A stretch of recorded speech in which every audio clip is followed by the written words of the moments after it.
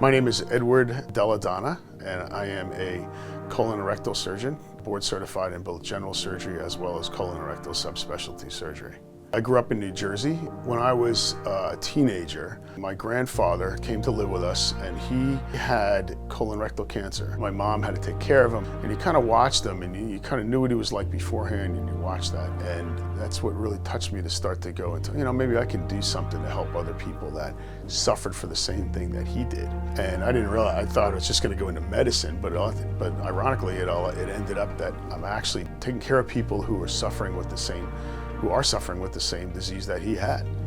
And I came out here to South Bend and attended the University of Notre Dame, and then went to medical school at Rutgers, and then I trained as a general surgeon at the University of Medicine and Dentistry of New Jersey in Newark, New Jersey for 5 years.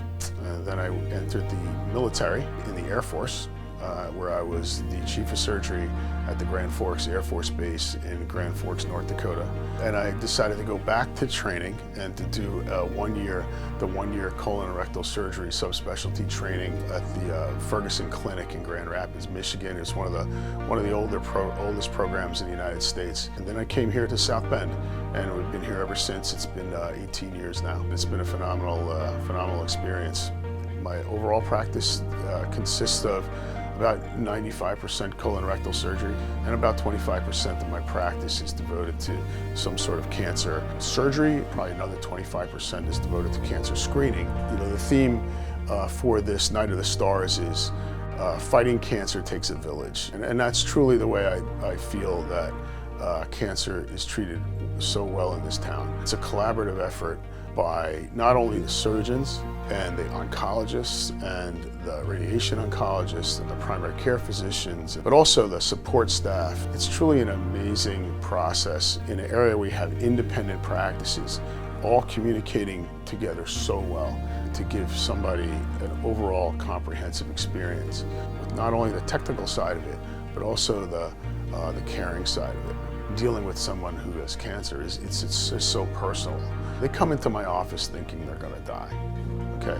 And the true art of it is, how do you make them trust the process and try to get them to realize that, you know what, you're most likely not going to die.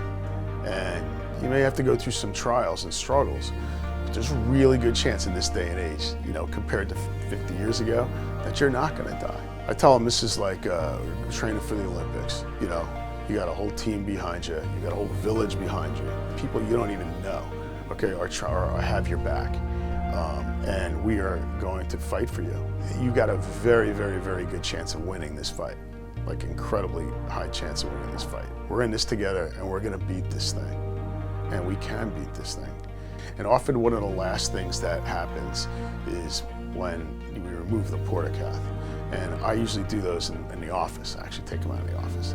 And so I always tell people that the day that we remove that portacath, that's a huge day in their life.